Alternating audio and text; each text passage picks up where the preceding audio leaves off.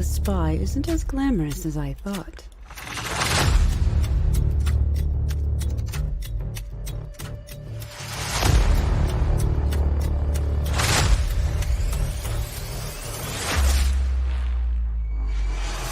But it isn't dull.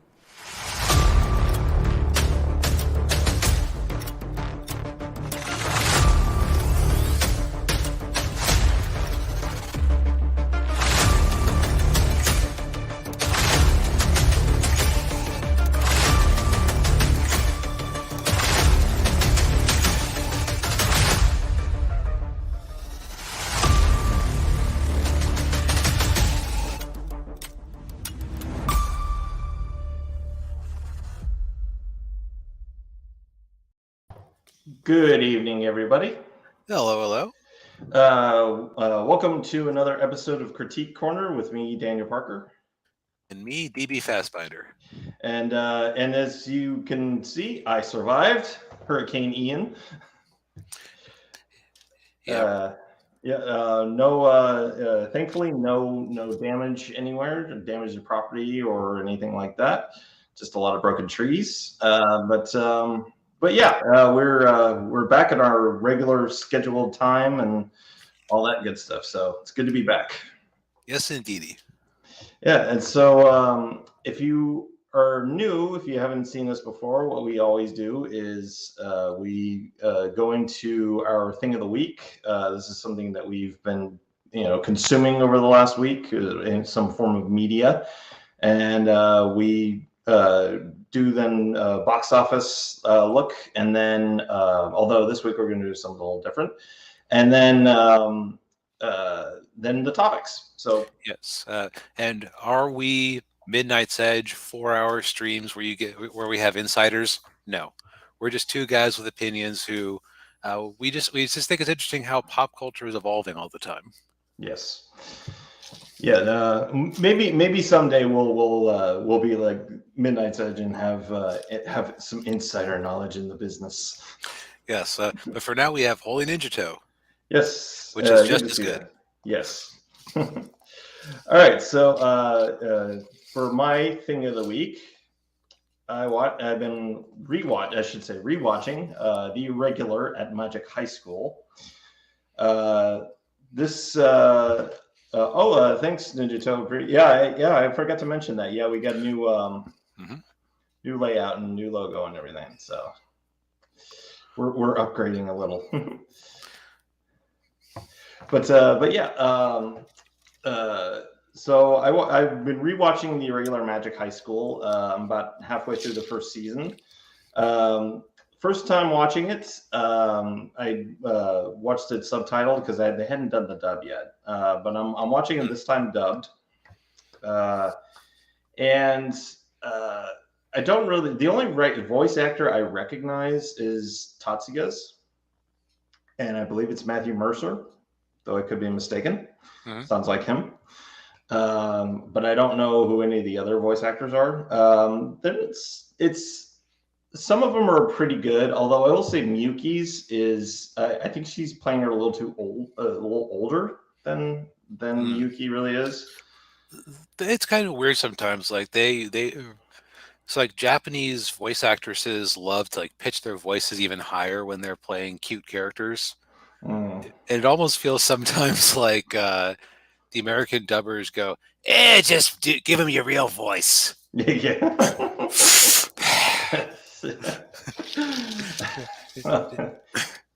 that makes sense. Like that's actually a weird thing that if you hang out with VTuber culture, and this has been hitting Hololive members who've been doing it for a while, is they actually have been having to go in for throat surgery and take lengthy times off because that kind of high-pitched cutesy voice, it's not really healthy for your vocal cords to do them for hours a day for years on end. Yeah, that makes sense.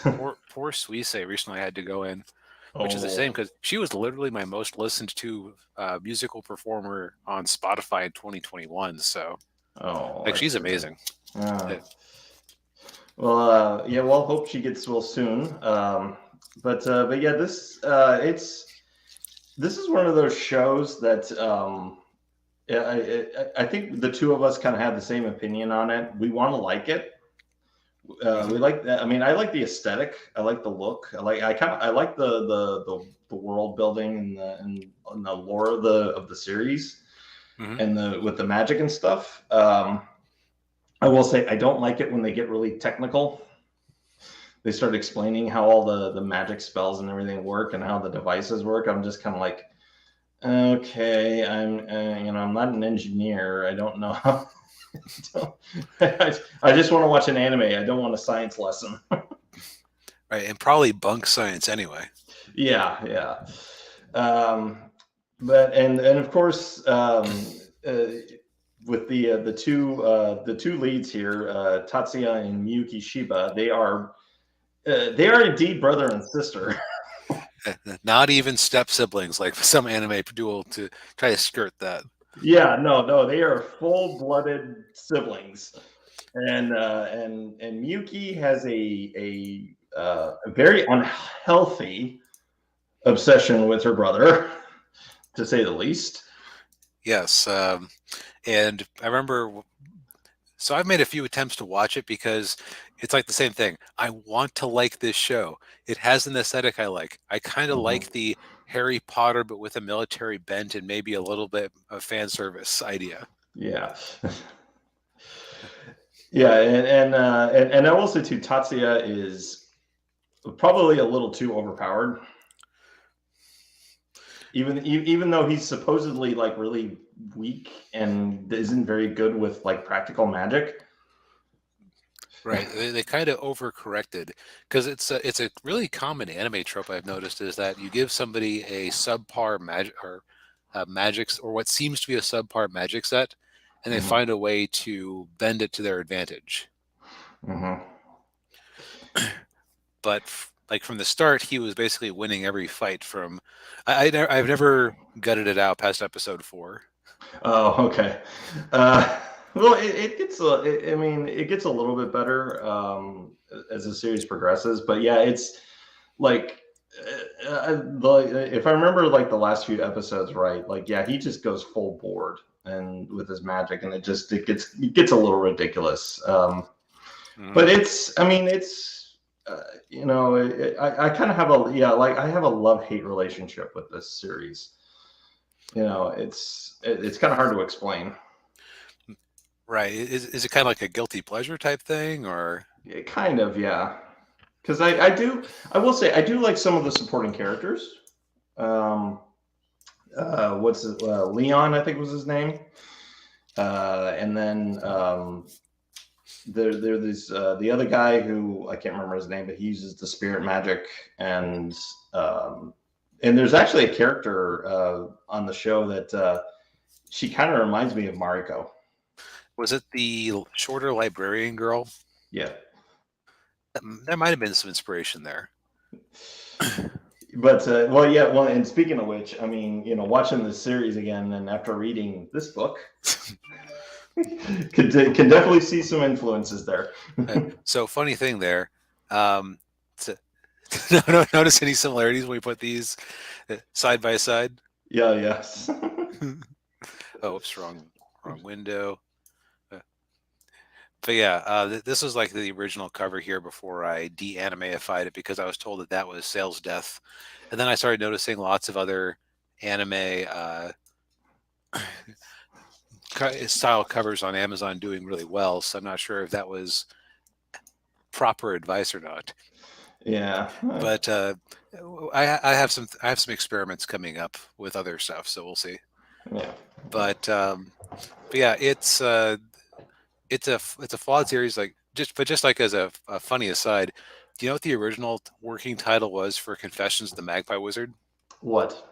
The Sociopath at Magic High School. I was originally going to go more mean spirited parody.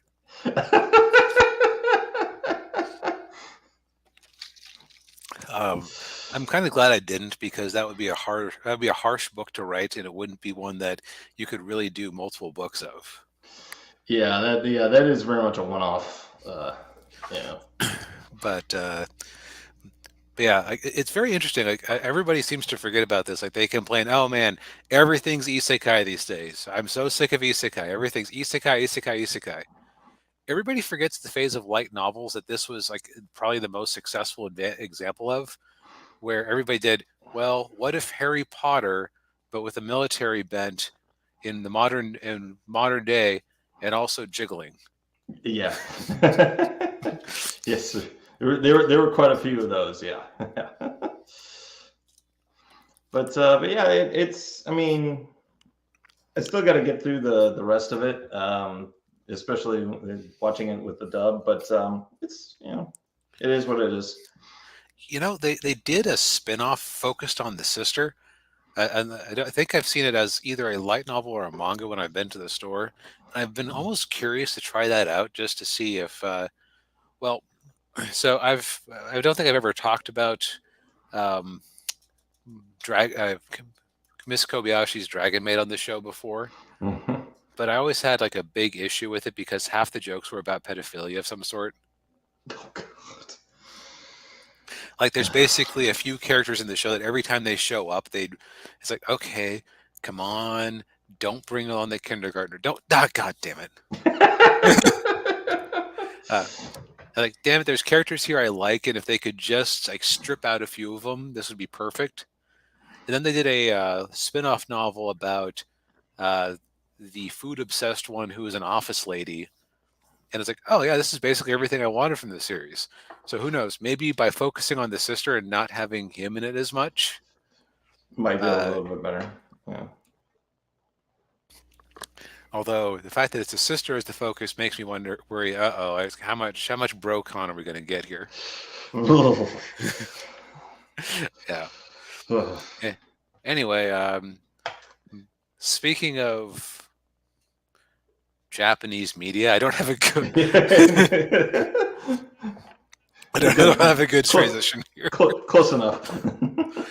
So, my thing of the week was Shin Ultraman, which I will admit that I watched it with a couple of friends on Tuesday night, with a not legit source. So, I will probably make a point of renting it somewhere, even if I don't end up watching it again, just to balance the score. Mhm. So, have you ever seen the Shin Godzilla movie? I haven't, but I've been meaning to. That one's worth a watch, and this one's kind of amusing because okay, so Shin Godzilla was Hideki Anno, the director of Evangelion, among other projects, like the live action Cutie Honey, which, boy, the live action Cutie Honey was like, I thought that was what Japanese movies were like, and then I learned better and just am confused about that show, like how cheap and dumb that movie is in retrospect. But I'm not talking about Cutie Honey now. But I'm talking about Shin Ultraman. It's out in Japan. Don't know if I don't know when it's coming to the U.S. But a friend of mine just found himself a copy via Yahar and streamed it for us. So Yo ho, yo ho. Yoho Yoho, which again is probably why I'm going to make a point of supporting whatever release does come to the U.S. Even though I have some issues with it. But okay, so Shin Godzilla, updated take on Godzilla, where it's basically like this biting parody of Japanese politics.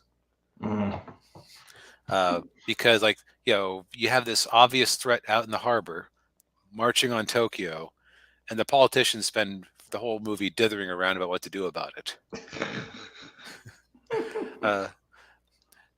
They have an American, a Japanese American 8-person show up and go like, well, what?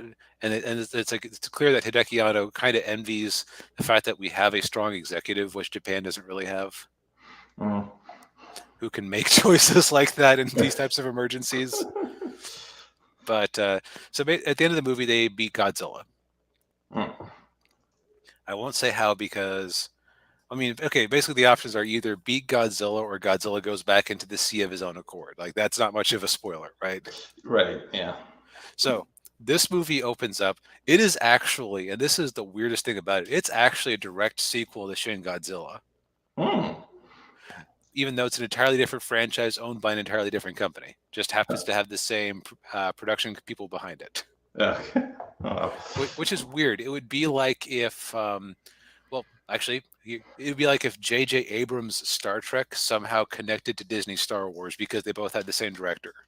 Like it's that unexpected. But basically, you just had this huge wave of kaiju attacks. One of them, and I couldn't find the version of this from the movie, but one of them was like the first one they showed was actually Jiras, who, for those who know Ultraman, is basically because somebody like I think Subaraya himself, the founder of the Ultraman, what became the Ultraman company, had been maybe the designer of Godzilla. At one point, Toho lent him, I think it was a spare Godzilla costume, but they gave him that frill because the costume was kind of coming apart at the neck to cover that up. So like Jiras makes a brief cameo. And but so you just had this escalating series of kaiju attacks, none of them quite as dangerous as Godzilla himself. Just because otherwise you couldn't like quite deal with them quite as readily. Like we're talking things that you can use surface to air missiles on and whatnot. Yeah. But then they have this one that's attacking I think it was like an electrical monster that was just destroying this town, and they couldn't do anything with it. And then Ultraman shows up. And the process of Ultraman killing this monster in the picture here, this is actually like, was this the first or the second? I think it was the first monster that's in the picture here. Ends up accidentally killing a man, and he fuses with him to keep him alive.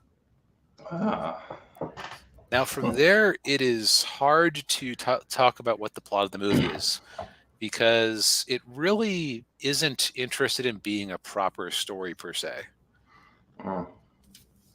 What this is like, it's like if somebody took, I don't know, it's like if somebody went back and took a 40-year or a 40-issue run of, or that's not, comic books aren't the best example here either.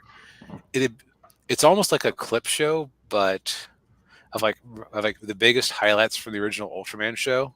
But they've made some effort to stitch them together and give them some connective tissue they didn't have before to have some semblance of a story. What I keep actually thinking about is the approach of Batman v Superman, where it's like not like in the sense that it's like a little bit of Dark Knight Returns, a little bit of Death of Superman. Yeah. But that isn't quite right. I just can't think of it. It's because it's a very Japanese phenomenon, I've noticed, where it's interesting, just like the difference between the two entertainment industries, because you don't really see this in the U.S. There are a lot of anime movies where they basically take the plot of a season of the show, or usually it's just one season worth of the show, like 13 or 22 episodes. Yeah. And they basically tell the story of the first of that season in a single like hour and a half movie. It's completely disjointed because you're having to compress things down so much. But it's not meant for new people to discover the series. It's meant as, okay, fans, you love this show. We kind of had a budget at the time, so we're going to help fund the next season, go buy Blu-rays of this thing where we've taken the highlights of this season of Gundam or whatever, and now we've like ramped up the budget. Yeah. So you know what I mean? It's just like it's like a highlight reel. Yeah. Now it's a little bit hard to tell in this picture, but all the kaiju are not costumes; they are CGI. Which, to my mind, removes some of the charm of Ultraman, because some of the charm of Ultraman, and especially the newer stuff, is that just what they can do with costumes these days. But they actually scanned actors wearing the different costumes. And so it's like when Ultraman's flying, the way they would always do Ultraman flying was they had like I think a fiberglass model that they would move around on strings. So when he flies, he moves exactly like that would move. It's like this is basically a love letter to the original Ultraman. Okay. So would I see it again? I don't think so. Did I get much out of it as what I would call like a casual Ultraman enjoyer? Not really, just because I didn't see the episodes that made up this one.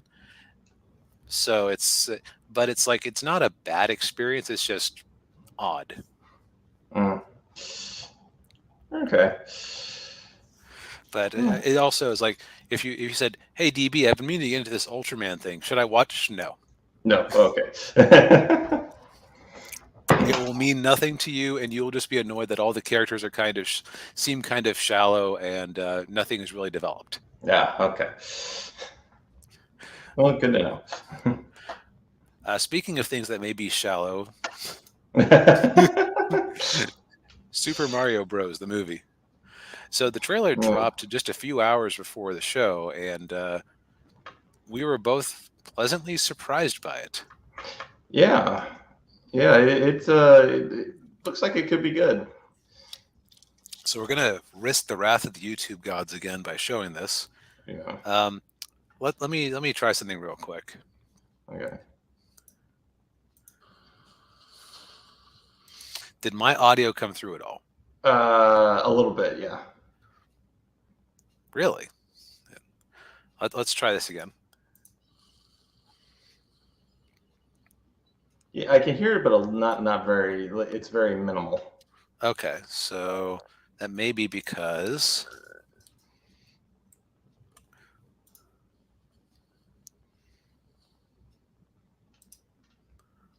is that coming through? No. Okay, so not what I clicked.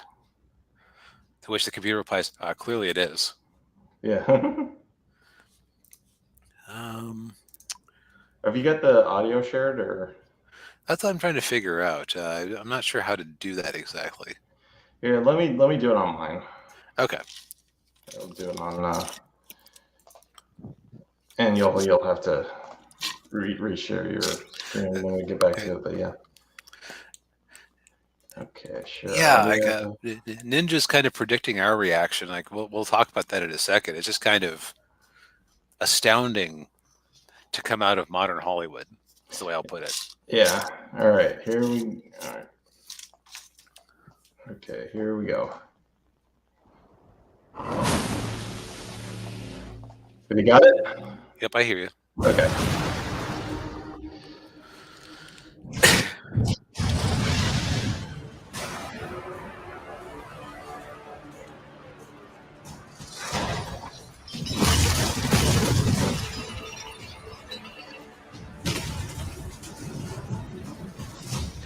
You know, it's funny. The audio isn't as clear as it could be, but it's clear enough, and it may actually save us from YouTube copyright gods. Well, that's good.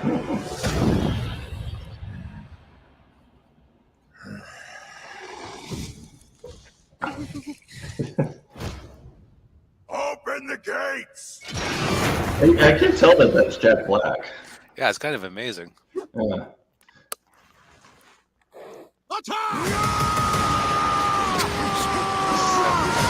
Don't worry, just throw them off the mountain like in Mario 64 and you'll be fine. Yeah. That is but a taste of our fury. Do you yield? I do not.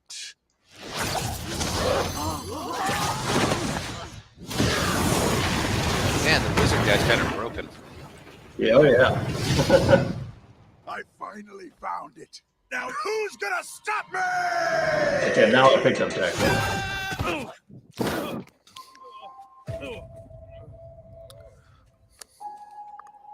It looks like Mario.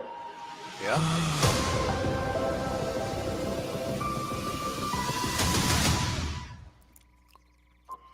What is this place? Do not touch that mushroom, you'll die! Oh, I'm sorry. That one's perfectly fine. Come on, Mario! Mushroom Kingdom, here we come. So I think Chris Pratt is kind of he may be doing like a New York accent or something. Yeah, I think he might be trying to do Bob Hoskins. Maybe like less the "It's me, Mario" that we all love, and more because I was thinking about that earlier, and so that's a voice that I think could get very irritating if you actually had to listen to it for an entire movie, and would be very hard to actually act in.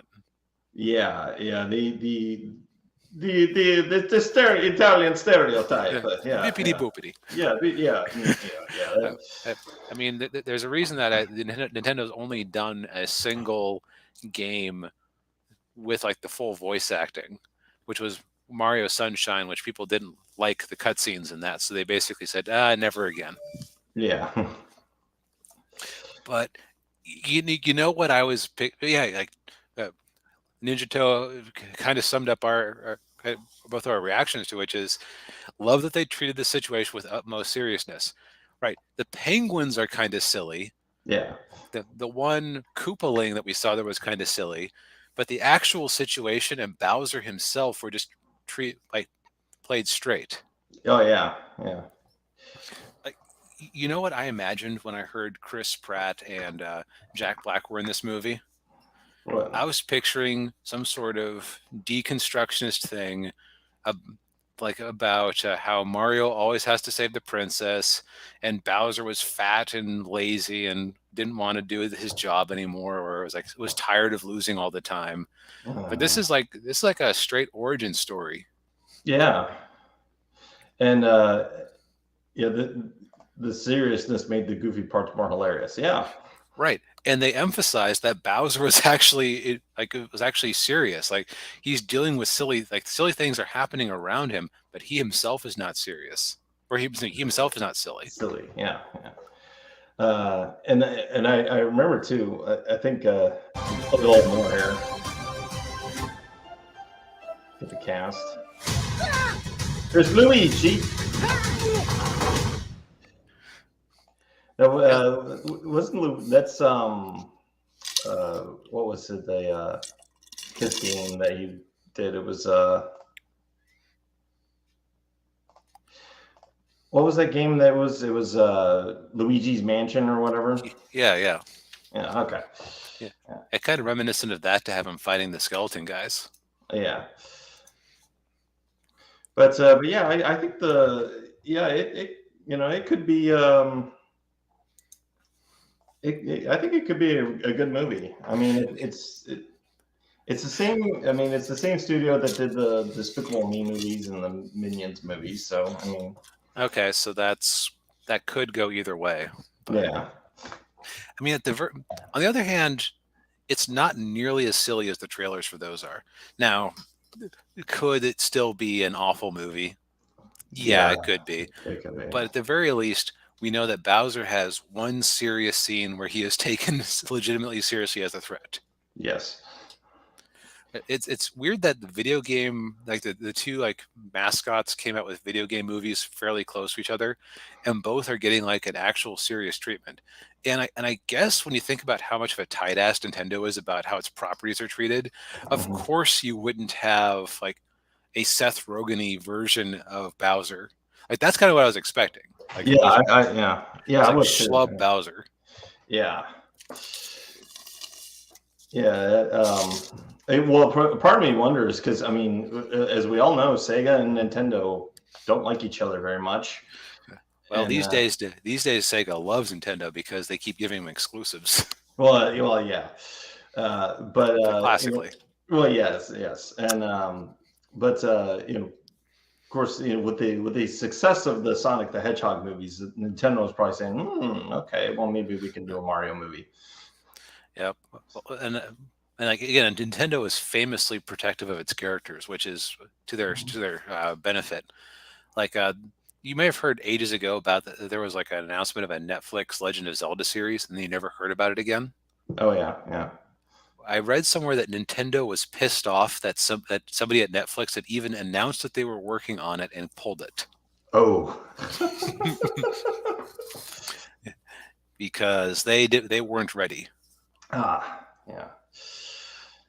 So that gives you an idea of how anal Nintendo is. So at the Yeah. very least, I think we're not going to have like, constant fart jokes or something like that. Yeah. Yeah. It'll be interesting to see. Yeah. This took my interest level from 0 because I was expecting that deconstructionist schlub Bowser and like Yeah. bored Mario. And it's Yeah. like it's ratcheted up to like maybe a 30 out of 100. Yeah. Yeah. Um, But yeah. so speaking of ratings, Yeah. Yes. so we have finally gotten out of the worst single September since I believe it was 1996 or 1997, and I believe that was unadjusted for inflation. Hmm. Yeah. Not much coming out this month other than like a couple of re-releases. Yep. Which honestly, for some movies that we were kind of pulling for, like I still think that Bullet Train is kind of underperformed, but it's it kind of deserves better than it got. Although weirdly, it got 24 more theaters. I think it's just a lack of options. Yeah. Yeah, the other thing too is I think I mentioned this before. I worked at a movie theater one summer, and the movie theater I worked at, it was Regal Cinema, but it was a smaller theater showing mostly indie movies and art house movies. But occasionally they would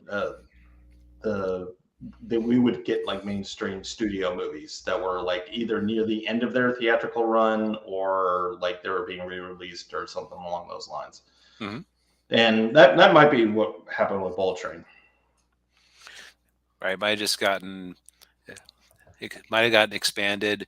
Might have been theaters going, well, okay, we're finally getting Jurassic Park out of theaters, so what can we put in its place?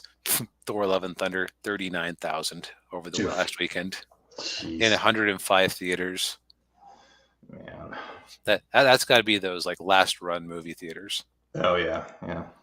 Yeah, like Smile came out, 22 million, and it's not an expensive movie at all. So that it's horror movies are like they don't necessarily make huge amounts of money, but boy, do you get a good return on investment. Yeah.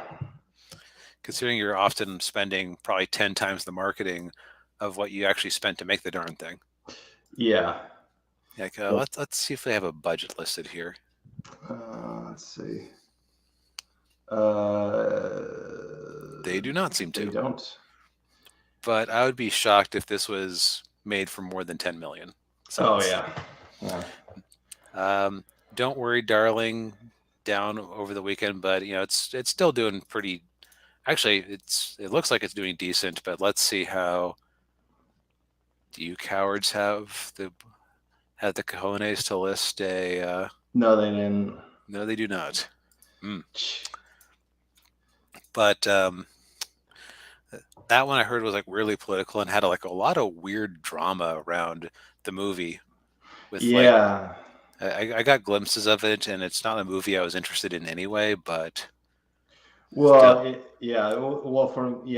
the movie where like Chris Pine's character like was supposedly based off of Jordan Peterson, right? And there was something going on with like the lead actress and Olivia Wilde, who was the director. Like, yes, some weird like drama going on. I'm not sure what it was, but yeah.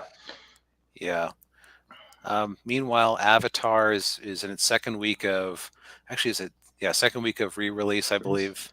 Yeah. And it's down half to 5 million, which means that it's now pretty dominantly ahead of Avengers Endgame because they haven't re-released that. I'm not sure how much it would actually do if they did re-release it. Yeah, probably not that much. Yeah, just because a lot of the MCU magic seems to be gone. So we're looking at. I'm trying to see if I can figure it out based on the. Okay, so the last time it had a major re-release looks like it was November 18th, 2010. So they did some in China a while back, but I remember them releasing it in China just so they could get it over Avengers Endgame. Yeah, which is funny because at the time this was post Fox purchase, so it's not like, you know, I guess at that point Disney was like, it's money for us either way. Yeah. So just do some back of the envelope numbers here. We're probably looking at like a little under 20 million, which for a re-release of a movie, I don't know if that's good or not. Like it's, you know, on the one hand, they're not having to pay for film anymore, so it's pretty much probably pure profit. But it's not like, well, if we assume that a ticket is, I think the average movie ticket is something like what, 9 something these days. Yeah, something like that. We'll just give them the benefit of the doubt and say 9 flat, even though I think it's a little bit higher than that. That means they basically sold 2 million tickets here in the U.S., which isn't bad for a 10-year-old movie. It might imply that there is some demand for Avatar 2, but it isn't like, you know, huge. Right. Yeah. Yeah. I think Avatar 2 will do well. Whether or not it will do better than the first movie or do better than Top Gun Maverick, I don't know. I still maintain that it will probably crack 1 billion worldwide. Although I don't know. I think my estimate is going to depend on whether they're getting a China release or not. Yeah. Because let's be honest, if we ragged on Doctor Strange and Thor a bit, if they'd gotten China releases, they probably would have cracked 1 billion. But on the other hand, you don't necessarily make that much off of it. So, you know, a China-heavy movie, it's more bragging rights than anything. Yeah, that's true. But also, you're kind of seeing the weakness of what Hollywood's been putting out, or like the dearth of actual releases here, because another Ponniyin Selvan, that has to be a Indian movie. Yeah. Indian Tamil language epic period action drama. Which the fact that was in the top 5 on 500 screens, is a little bit nuts. Yeah. Tells you actually top 10. It was number 6. Excuse me. It was beaten out by our next topic. but by a little bit, despite the next topic being in more than 6 times as many theaters. Yeah. Before we get into that, Woman King, I think we can pretty definitively say that the international box office is not going to save it at this point. 3 million after several weeks internationally. Yeah. Although it looks like we've got some markets like, wait, dude, why are you bothering to release it in Italy in November? What is this weird staggered ass release schedule here? Yeah. Well, it looks like it did almost $170,000 in Nigeria. Yeah, which is I mentioned that it would be funny if it's here. Is Nigeria where the Dahomey would have lived? I don't think that's right. Nigeria is West Africa, which is where the Dahomey were. No, it would have been the nation of Benin today. Okay. So I guess the people of Nigeria don't. Nigeria is East Africa. It's West Africa. Right. I have a map here. Okay. Modern Nigeria is actually right next door. So that's very strange to me that they're willing to go see movies about the people who presumably were enslaving them. But yeah. Especially with a positive slant. I think I saw an estimate somewhere that this movie would have to make like 190 million to recoup its investment. So that ain't happening. No. Netflix will probably help pay for some of it, but this is I guess Viola Davis. I'm sorry. I guess there will never be a movie starring a black woman again. You were the first, as like you were implying. Yes. There was never a woman, never a movie starring a black woman before this movie. Yeah. It's a shame. They could have made a movie about, Viola would have been great at a movie about the black women who helped do the math for NASA. Shame that they'll never make that movie and never would. Yeah. Now Well, this movie has underperformed. uh, All right, so sarcasm aside, yeah. let's move on to the biggest movie news of the weekend, because everybody loves a train wreck. Yes. So, I think that when we did a few weeks back, when we did our, let's look at all the movies coming out between now and the end of the year thing, Mhm. I think we saw the poster for Bros, which is just two guys from behind, cut from the waist down, touching each other's butts. Mm. Well, you know that Tina Belcher was there in the opening weekend. Oh, yeah. Yeah. Yes. Oh. Oh. This is the greatest movie I have ever seen. And Bob is like, Tina, what did you bring me to? Dad, it's anyway.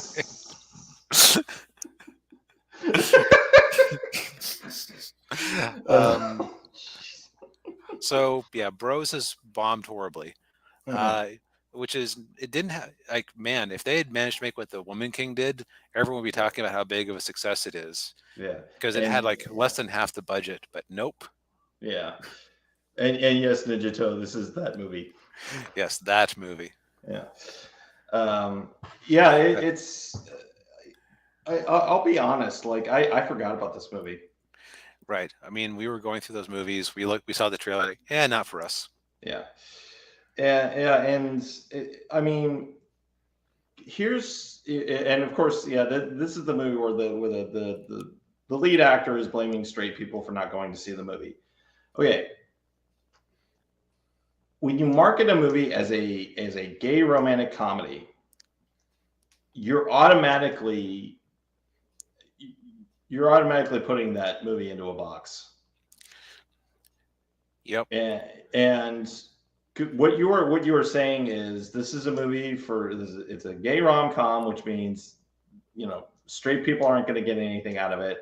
And now, is it possible to make a movie with two gay men as the lead that can appeal to a broad audience? Yes, I've seen that movie. It's called The Birdcage, which I know mostly by reputation, but it sounds good. That has Nathan Lane in it, right? Nathan Lane and Robin Williams. Okay.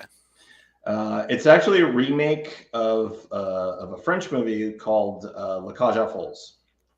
Okay. But I haven't seen that one. But the Birdcage is a really it's very funny. It's got some social commentary in there for both sides. It's a funny movie. And so it is possible, and I think that movie did really well too when it came out. It made a lot of money. It's possible to do that. Now, this is something that has been driving me crazy lately, and it's the meme. We've seen the meme with the Charlie's Angels meme. Straight white men, this movie isn't for you. Why aren't straight white men seeing this movie? Yes.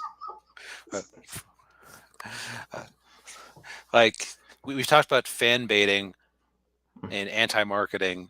This is like so have you actually seen the trailer for this? Because I ended up watching that after the fact. Just when I heard this bombed, I was curious about this trailer that everyone was talking about. No, I didn't see it.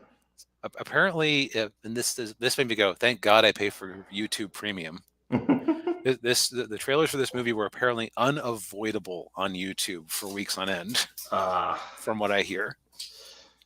Well, good thing I have it too. Yes. So the trailer has a few things that are just immediate kind of turnoffs.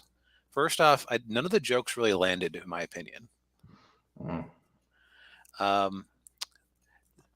they have actually there was one joke that did kind of that I thought made me think the movie was being more subversive than it actually was. And we'll circle back to it. There was also a bit where you had um, Billy's character sitting around with a family, and he's talking about his romance problems, and the mom is like, "Let's do the bottom dance."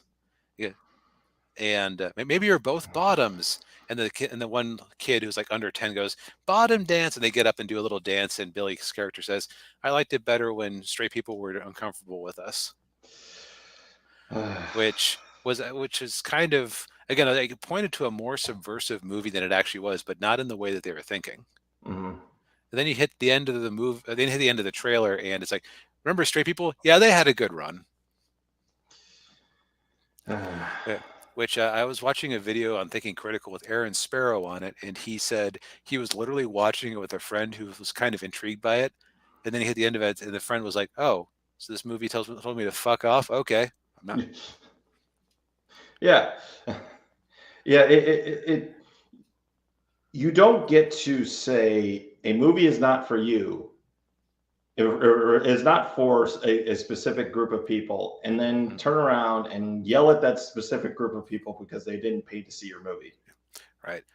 Now, the joke that I thought pointed to it being kind of almost a take or a send up of the type of gay activism you see was you had a group of people sitting around the table, and I recognized one of them as the voice of well, he's been a voice actor in a few things, so, and I always enjoy him as a voice actor. Can't remember his name, but he was the Marquess of Queensberry in the Mike Tyson mysteries.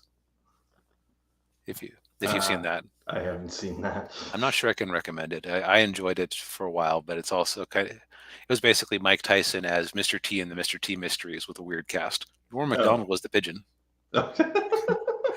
But anyway, so woman,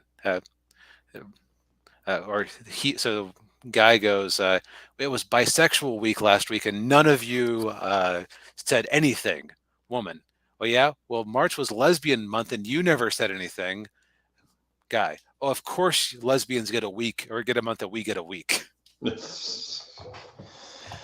So, I almost that seems like a much more subversive thing, right?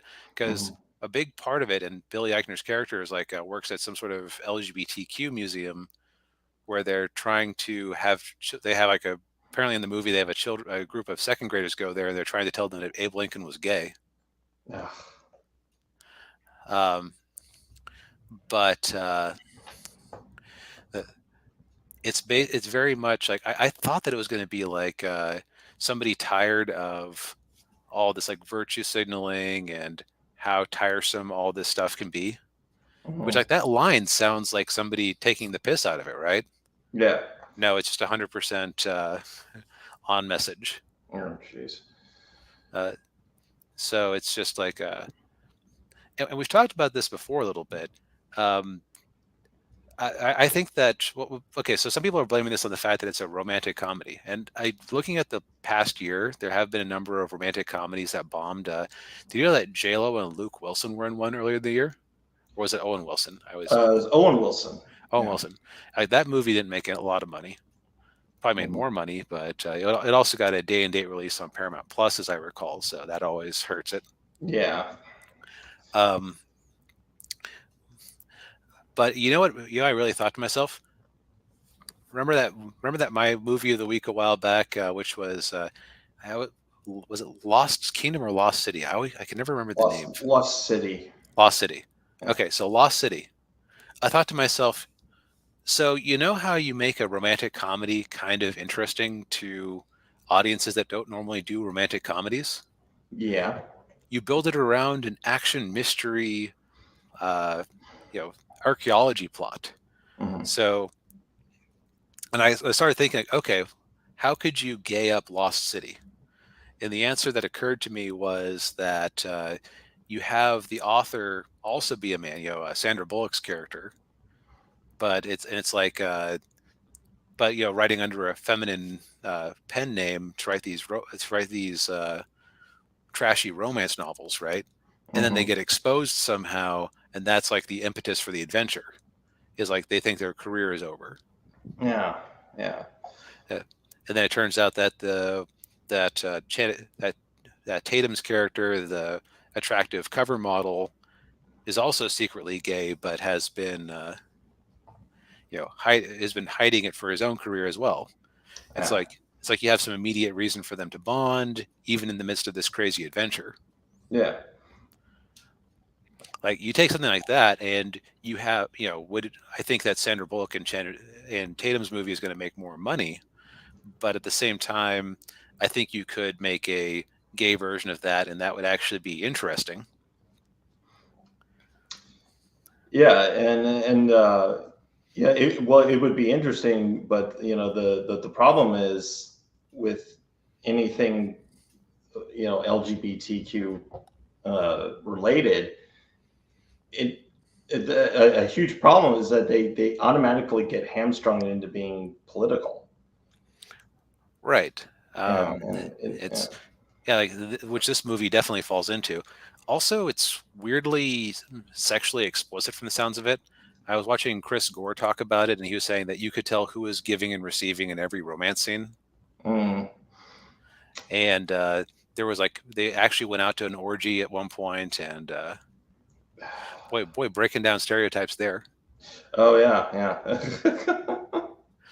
I saw more than a few jokes about monkeypox in relation to this. Also, I noticed that the top related story to this movie is Biden administration must overhaul monkeypox response now. So I don't know if that's just coincidence or what. But yeah, it's so now Ninja Type, I must take note, exceptional something you said. You said he was sad that straight people didn't see it. I would say more livid. Yeah, that straight people didn't see it. Yes. Which is like, okay, this movie had too big of a budget and it was too wide of a release. If this had been like a modestly budgeted movie put up on Netflix, I think it probably would have done just fine. Yeah. Also, it's Judd Apatow, and he hasn't exactly been burning it up lately either. No. Yeah. I will say I'm not the biggest fan of Judd Apatow. I'll be honest. 40-Year-Old Virgin was nice. I haven't bothered to see anything else.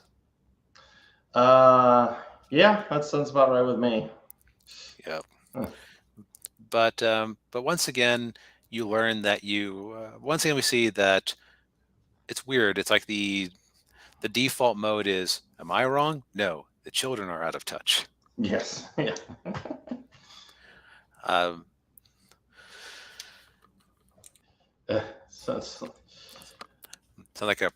This movie sounds something like a Prano than a movie. Yeah, apparently it has its moments. I don't know what the rating ended up being, but they definitely. I'm sure it's rated R. Oh, yeah. The other thing, Billy Eichner is not a leading man, because I was thinking about it, and I have actually seen him in something before. You ever seen Parks and Rec? No, I've heard about it. But, yeah. He was a character who appeared very infrequently on that show.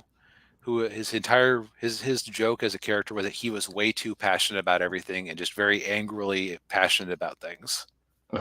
He was good for showing up at brief moments, but I cannot imagine him carrying a movie. Yeah. So, I mean, hopefully he got a nice paycheck for it. Shame it didn't work out. Stay in your lane, and next time maybe throw a gunfight into it. Yeah, indeed. And not that kind of gunfight. Yeah. I still say we need like a gay Die Hard could do well. Yeah, that could work. Yeah. Speaking of things that make people on Twitter unhappy.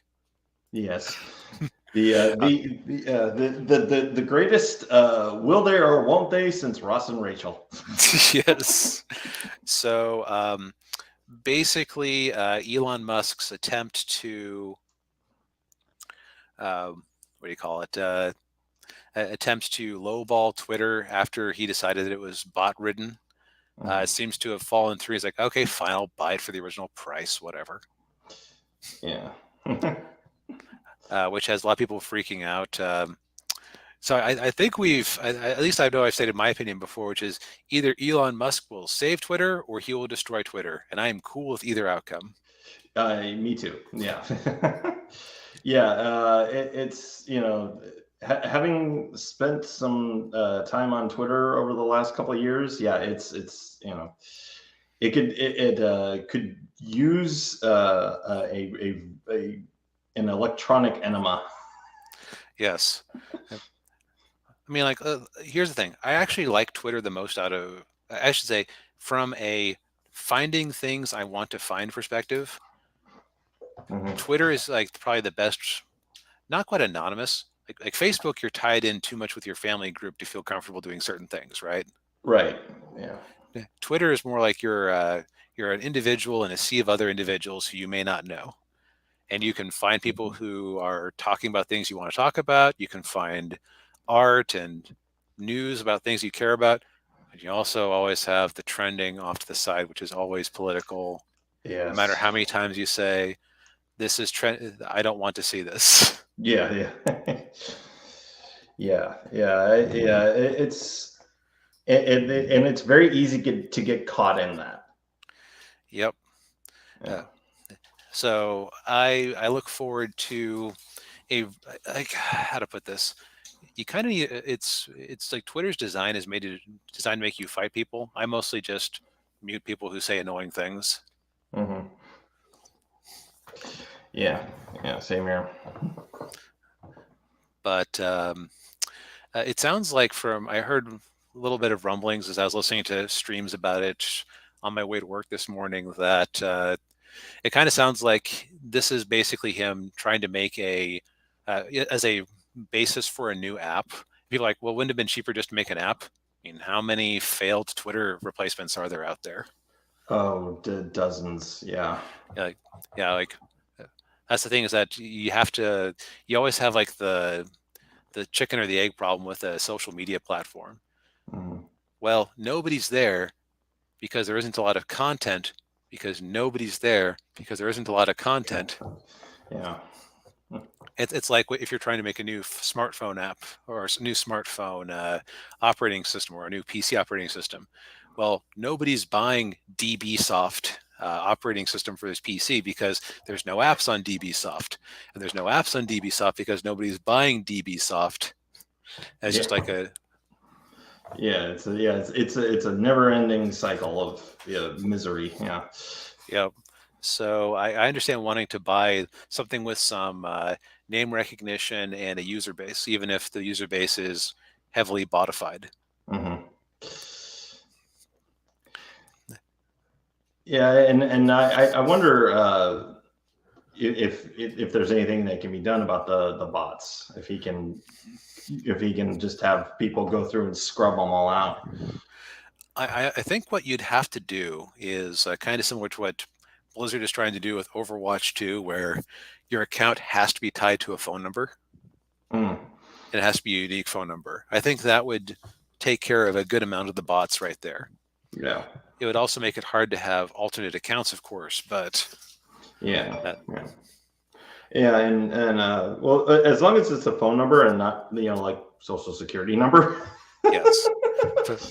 Yeah, that would be one thing, but it's just no. I'm not giving Twitter my social security number. Right, as often these places get hacks, hell no. Yeah. Again, Twitter is special just for that ability to, if you want to tell Chris Pratt, or if you want to tell Jack Black, hey, you make a good Bowser. I was pleasantly surprised. Yeah. Like, you can go. In fact, I don't have Twitter on this browser, but you could go in. You could find the real Jack Black account and just at him and say, hey, you were great in that Mario trailer. Yeah. That's a magical thing. Of course, a lot of people use it for trolling and harassment and whatnot, but there's something there. Yeah. I will say that's probably one of the the things about social media and specifically Twitter is the shine on a lot of stars has really dimmed. Yeah. Uh, But like on the other hand, Rob Liefeld has interacted with me before, so that's kind of neat.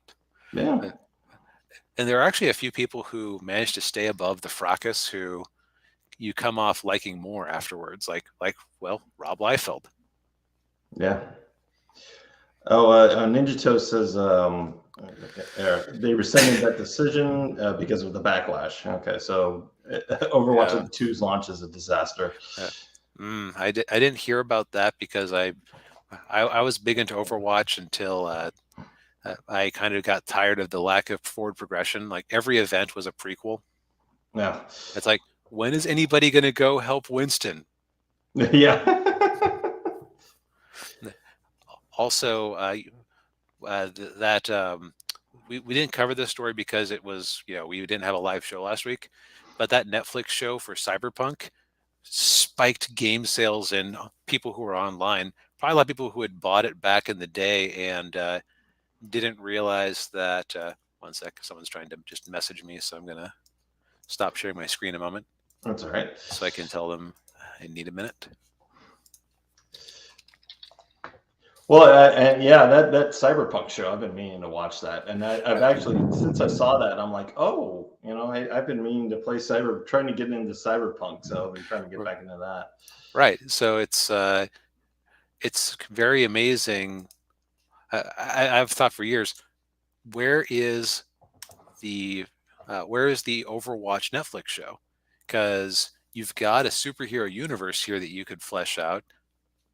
But I think part of it is that they don't actually know much about the characters besides their sexual orientations and general appearance. Yeah. So also the other thing is that Cyberpunk, because you can make any character in that game, Mhm. it's much easier to make up an original character like they have in the Cyberpunk show. Mhm. So where Overwatch, you would be having to play with somebody else's characters, and if you declare that oh yeah, Diva is totally in a relationship with Lucio, for example, the games now have to reflect that. Yeah. So it's a challenge. Yeah. I mean, hopefully they can clear up Overwatch, but I'm not optimistic. It sounds like they made some choices that are going to bite them. Mhm. It sounds like a lot of it was spurred on by the fact that loot boxes are being heavily investigated. I think are illegal in a few countries now. So they had to come up with alternate ways of monetization. And it sounds like there were no good choices. Yeah. But yeah, I am somewhat hopeful about Twitter. But again, I'll take either it being run into the ground and destroyed, or turned into something more usable. Yes. Speaking of things that aren't usable in much longer, Yeah. the death of Google Stadia. Yes. Fair question, Daniel. Were you aware of Google Stadia? I was, and I did not care to play Stadia. Yes. I only asked because there is a decent chance that you'd say, I don't know, and at this point I'm afraid to ask.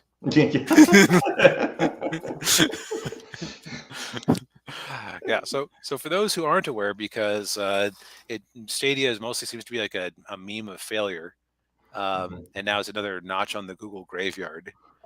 Stadia was a service that launched back in 2020 that basically was designed, I think it was a hammer in search of a nail is the way I'll put it.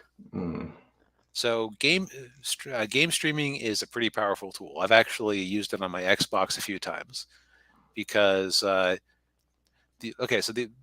let's say that I'm just going to use my Xbox Series X as an example.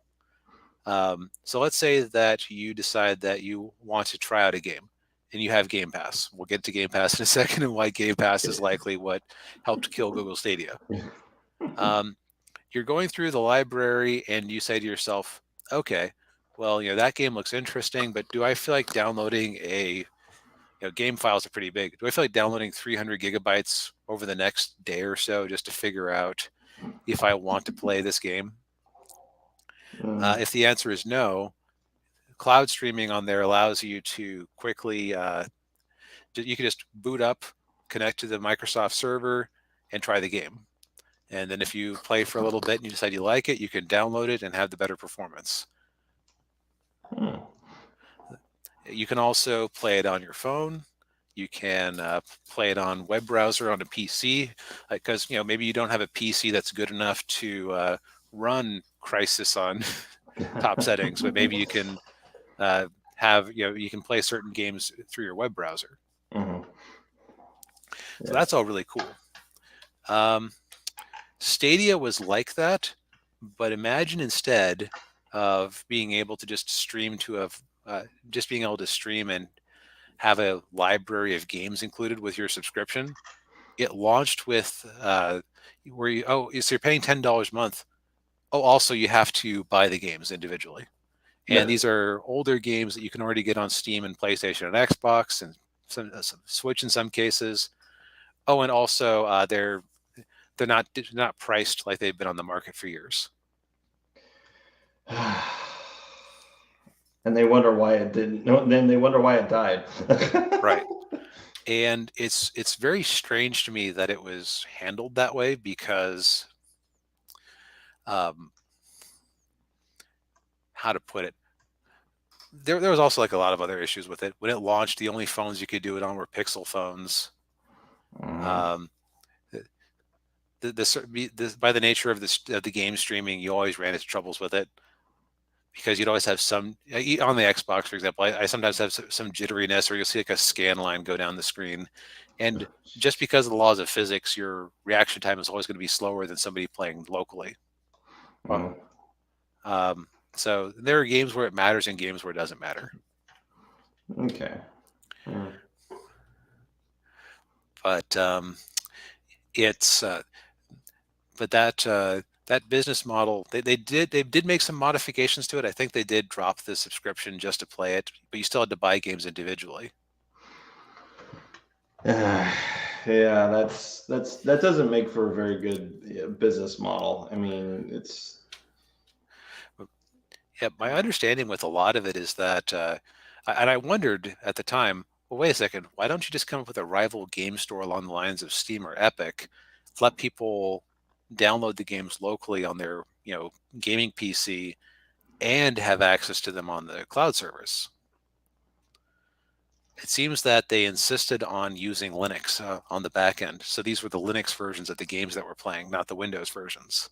Oh.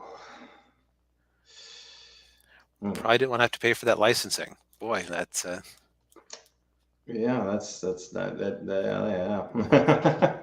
And mind you, the Steam Deck also runs Linux, but they have invested heavily in things that let you play Windows games on there, is my understanding. Because they've been playing with Steam, or Steam has been playing with Linux since Windows 8 came out, and everybody was afraid that this was going to kill Windows. They said, we can't go with them. Which was very forward-thinking of them. Yeah.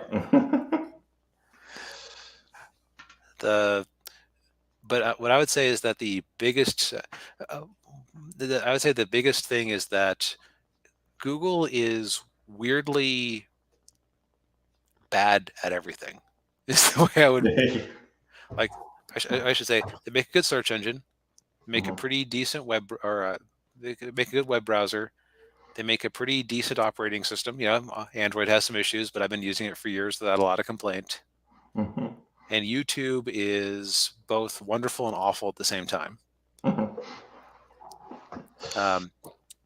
But anything that isn't monetized through advertising, or like hardware based on things that they make advertising money on, seems to be like always on the verge of just being shut down. Well, I think what you're saying is Google needs to stay in their lane. Yes. Like, I'll use Microsoft as the example. I did actually just pick up a Surface Duo recently because they were doing the 2020 model for $300. So I said, why not? I was thinking about upgrading anyway. Mhm. But Microsoft abandoned Windows Phone years ago because I said, this isn't working out. And so they said, okay, well, rather than trying to force an operating system down people's throats on their phone, we'll just put our tools out on everything.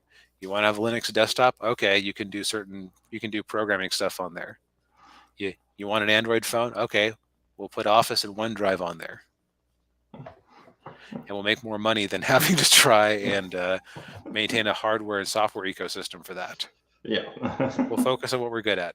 Google has like their list of things they're good at, but they aren't. They always want to how to put it. They throw their weight around, but it doesn't seem to work out very well. Hmm. Yeah, they sometimes get a little too big for their bridges, Yep. The other thing is that Microsoft has been in the gaming.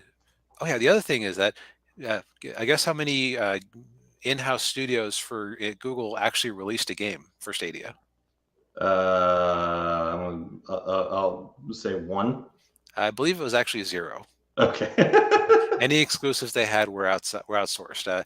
They did buy some studios, they did buy some studios, I believe, but they didn't actually ever release anything because Amazon has had a similar problem with its games. They've actually, I think they've had 4 games since they made Amazon Studios. One is the New World, which launched high but then died because they designed it badly. Because MMORPGs are hard. Yeah. They had a Overwatch-ish game that was launched, had some initial success, then they put it back into beta, which is weird. And then they shut it down and refunded the money, which is also what Google is doing for Stadia. But not the subscription fees are still theirs, but any hardware or software purchases you made through their store, they're refunding you.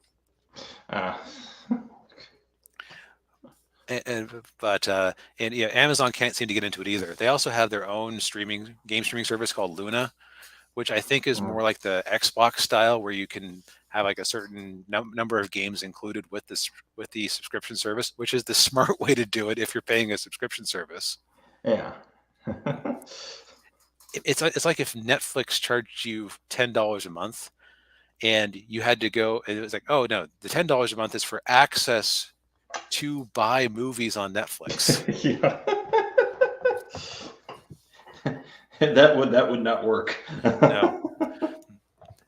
And I was mentioning that Microsoft new openness that they've had since Steve Ballmer left and Satya Nadella took over. That's really reflected itself in the Game Pass, because it's like, okay, do you have an Xbox? Great, you can play these games on the Xbox.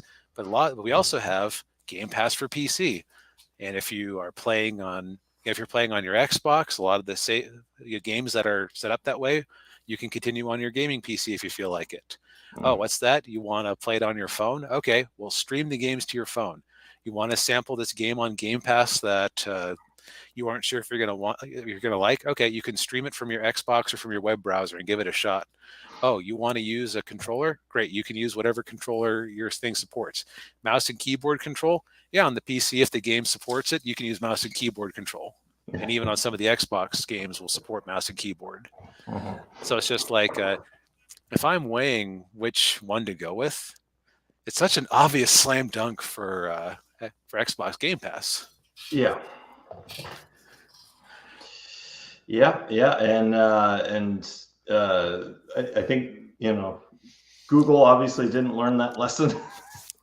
Yes, it's weird because they got where they got by having Google available on everything and YouTube available on everything, and their ad platforms being just ubiquitous. But they try to get into gaming, and they just want to have everything weird and shunted down.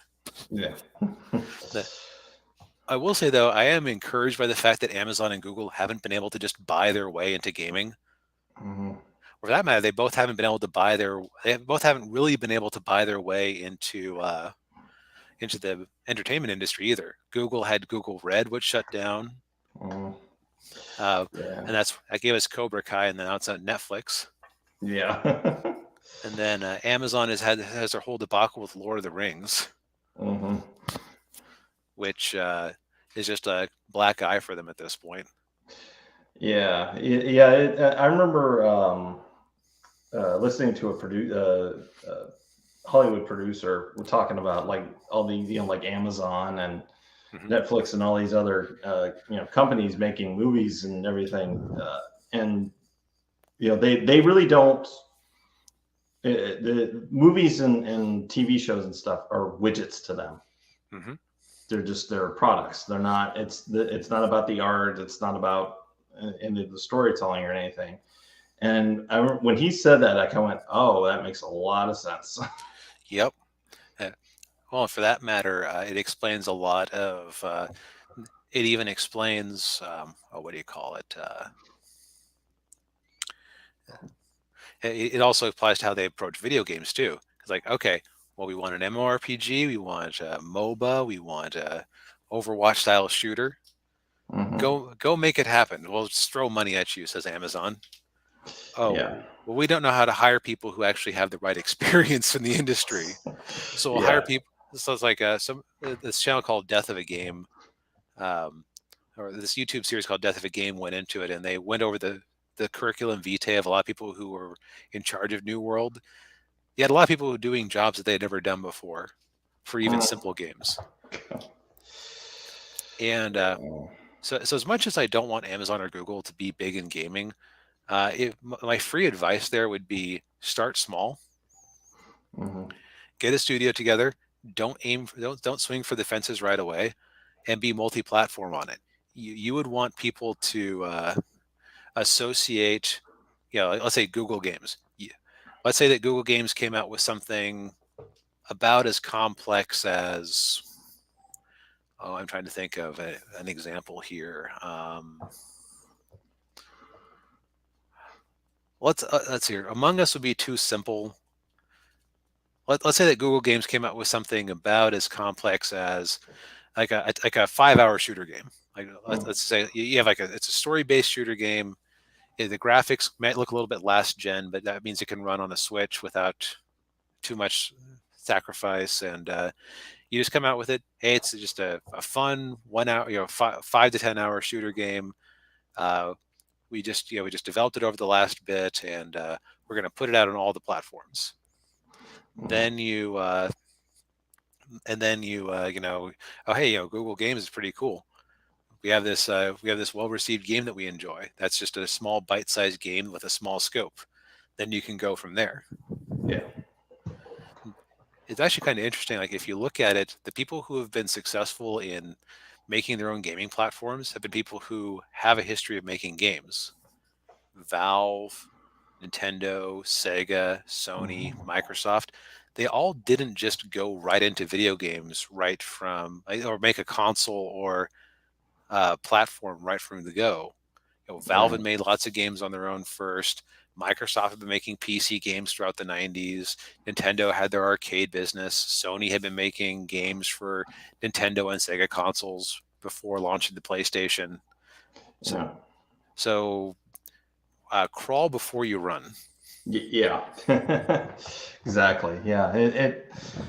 You don't want to, you don't want to blow your wad right away.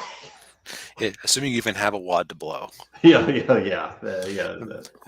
I think the big problem is that from the perspective of a company like Microsoft, or not Microsoft, from Amazon or Google, if you're making a new venture, they probably, you might ask, why throw $1 billion at Rings of Power? Well, probably it's because to be impressive to, or even remotely interesting to the higher ups, those are the types of scales you have to play in. I've heard even Valve, somebody was pitching a game to them. And it's like, oh yeah, this is it's a game with an obvious audience. I think we can make it pretty cheaply, and we're looking at we could probably make like 5 million. I think they were basically told, unless there's a couple more zeros after that, we aren't interested in publishing it. Yeah. Which is why Valve doesn't make very many games anymore. Yeah. But yeah, Stadia died. Good riddance. I say Xbox Game Pass if you want game streaming, because you also have the option to actually install it locally. Yes. And yeah. Oh, by the way, also Google was claiming months ago that like 2 months ago that Stadia was not shutting down, and lots of developers were caught completely flat-footed by this announcement. They're going, "We're coming out with a game in November that we've put a lot of effort into. Yeah. Thank God we're not Stadia exclusive, or else we'd be boned." Yeah. Yeah. Yeah. Oh. Well, hopefully that will be it will be a lesson to everybody out there when you're Yes. making a console. Yep. Yeah. When in doubt, don't trust Google. Yes. All right. Well, I think that's all the show we have for tonight. Thank you for everyone for joining. We really appreciate it. Hit the like and subscribe if you haven't already. Hit the bell, all that good stuff, and we will see you all next week. Yep. Night, everyone. The life of a spy isn't as glamorous as I thought.